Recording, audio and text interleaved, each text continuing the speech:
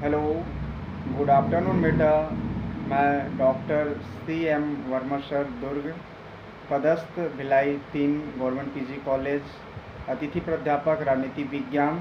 आज 4th semester में public administration part 2, जिसमें 3rd यूनिट का निर्णय निर्माण के बारे में आज चर्चा करेंगे कि लोक प्रशासन में निर्णय निर्माण की क्या भूमिका होती है, क्या प्रक्रिया होती है और निर्णय निर्माण के जो प्रकार है उनके बारे में आज हम चर्चा करेंगे। तो इस निर्णय निर्माण एक प्रबंध का महत्वपूर्ण कार्य निर्णय लेना होता है, क्योंकि प्रशासन में दिनों दिन जो समस्याएं बढ़ती जा रही है उन समस्याओं को निपटने के लिए निर्णय निर्माण की बहुत ही आवश्यकता पड़ती है। तो निर्णय निर्माण से आप लोग समझ आ ही रहा होगा कि बहुत सारी जो व्यवस्थाएं होती हैं उन व्यवस्थाओं में अपने को एक विशेष रूप से निर्णय प्रस्तुत करना ही निर्णयन कहते हैं। तो निर्णयन के संबंध में पीटर डंकन ने विचार की है कि प्रबंध जो भी कुछ करता है वह निर्णयों के द्वारा ही करता है। इसलिए प्रशासकों को दिन प्रतिदिन अनेक कार्य करने पड़ते हैं। इन कार्यों को करने के लिए उनके पास अनेक विकल्प होते हैं। इन विकल्पों में सर्वोत्तम विकल्प कौन सा है, इसका निर्धारण करना ही निर्णय लेना है। तो वही है कि इनके पास बहुत सारी ऐसी व्यवस्था थी जिसके संबंध में निर्णय लेना पड़ता है। आइए इसके निर्णयन के जो अर्थ परिभाषा के बारे में हम चर्चा करते हैं। निर्णयन का शाब्दिक अर्थ अंतिम परिणाम तक पहुंचने से लगाया जाता है। मतलब बहुत सारी ऐसी बात होती है जो अंतिम तक पहुंचने के लिए इसका प्रयोग पहुंचने के लिए किया जाता है। पहला इसका डॉक्टर J.C. ग्लोवर के अनुसार चुने हुए विकल्पों में से किसी एक के संबंध में निर्णय करना ही चुने हुए विकल्पों में से किसी एक का निर्णय करना ही निर्णयन कहलाता है। क्लियंस के अनुसार निर्णयन विभिन्न विकल्पों के चुनाव की एक सरलतम विधि है। मतलब यहाँ पर बताया गया है कि विभिन्न विकल्पों अब मान लीजिए हमारे पास कोई भी समस्याओं के लिए 10 व्यवस्था है, उन 10 व्यवस्था में एक ही व्यवस्था को चयन करना ही निर्णयन कहलाता है।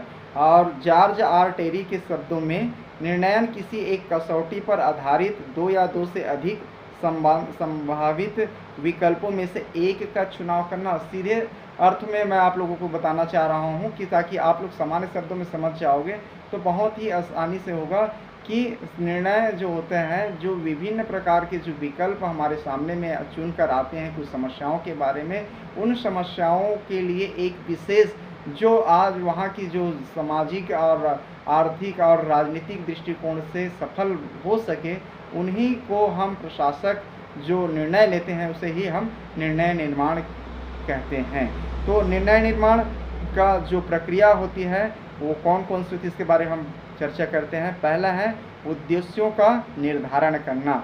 मतलब निर्णय लेने से पहले हम कौन कौन सी जो रीति होते हैं जिसका हम ध्यान रखना पड़ता है कि सबसे पहले मान लीजिए अभी एग्जाम्पल के लिए हमारे समक्ष में वर्तमान समय कोरोना वायरस आ रहा है। तो कोरोना वायरस अभी समाज में देखा जाए सभी राज्यों में फैल चुका है, सभी गांव में फैल चुका है।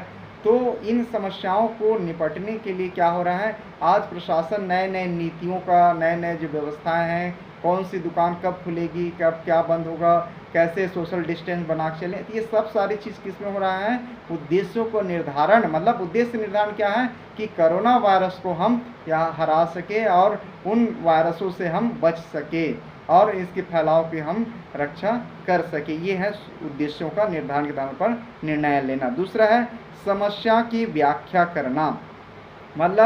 समस्या की व्याख्या निर्णय निर्माण लेने के पहले कि यह प्रक्रिया है कि समस्याओं को क्लियर ढंग से समझ जाए कि इसके रीति को हम कैसे समाधान कर सकते हैं। इस समस्याओं को समाधान किस लिए सही व्याख्या होनी चाहिए, कौन कौन समस्या है और सबसे महत्वपूर्ण समस्या मान लीजिए अभी व्यक्तियों के पास खाने को नहीं है। अब मान लीजिए अभी आप देख रहे हो कोरोना वायरस के कारण से कई जगहों पर रोजगार की समस्याएं आती जा रही है। तो सबसे पहली बात अब सरकार क्या करे, रोजगार को देखिए कि कोरोना वायरस को हटाए। तो इसमें क्या हो रहा है, सबसे पहली बात कि कोरोना वायरस को पहले एक प्रकार से उसे कंट्रोल कर सके और धीरे धीरे आज आर्थिक दृष्टिकोण से रोजगार को भी शुरू करना प्रारंभ कर दिया गया है। तो यह है कि क्या हो रहा है, समस्या का व्याख्या करके ही निर्णय लिया जाता है। नेक्स्ट है समस्याओं का विश्लेषण करना। समस्या का विश्लेषण मतलब आप एनालिसिस करते हैं, जो समस्याएं जो हो रही है उनके बारे में एनालिसिस करते जाके विश्लेषण करते हैं कि कौन सी समस्याओं को पहले निर्धारण किया जा सके ताकि उसे रोका जा सके और समाज से उन समस्याओं को दूर किया जा सके। नेक्स्ट है वैकल्पिक समाधानों का विकास करना।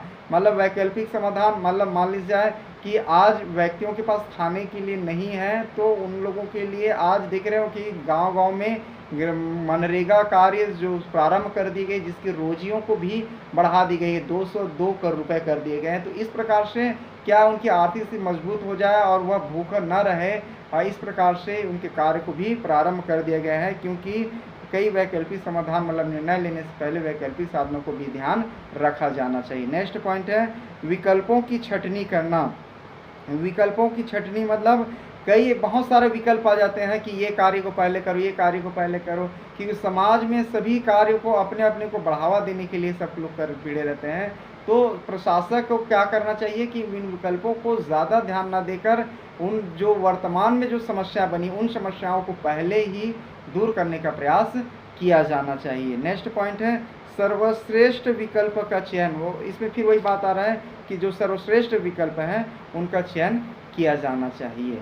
नेक्स्ट है निर्णयों का क्रियान्वयन करना। मतलब लिए गए निर्णय को भी प्रशासक को चाहिए कि जब निर्णय ले लिए गए हैं तो उनका क्रियान्वयन कैसे किया जा सके। अब जैसे मान लीजिए सोशल डिस्टेंस कैसे बनाया जा सके, इसलिए आप लोग देख रहे हो गली गली में पुलिस अपना जो पेट्रोलिंग कर रहे हैं और लगातार माइकों के द्वारा सभी लोगों को बोल रहे हैं कि सोशल डिस्टेंस बना के चलो और मास्क लगा के निकलो और कम से कम ज़रूरत पड़ने पर ही निकलो और नहीं घर पर ही रहो। इस प्रकार से क्या हो रहा है, निर्णयों को क्रियान्वयन करने का भी कार्य करते हैं। नेक्स्ट पॉइंट है प्रतिपुष्टि तथा नियंत्रण। प्रतिपुष्टि मतलब फीडबैक एंड कंट्रोल करना। मतलब क्या हो रहा है कि उसकी जानकारी भी लेना, क्या हम निर्णय जो ले रहे हैं क्या इस समाज में अच्छे हो पा रहा है कि नहीं हो रहा है, और उसे नियंत्रित करने का भी कार्य करते हैं। नेक्स्ट पॉइंट है यहाँ पर अब आ जाते हैं निर्णयों के प्रकार। निर्णय कैसे कौन कौन से प्रकार हैं उनके बारे में चर्चा करते हैं। पहला है कार्यात्मक तथा अकार्यात्मक। कार्यात्मक और अकार्यात्मक मतलब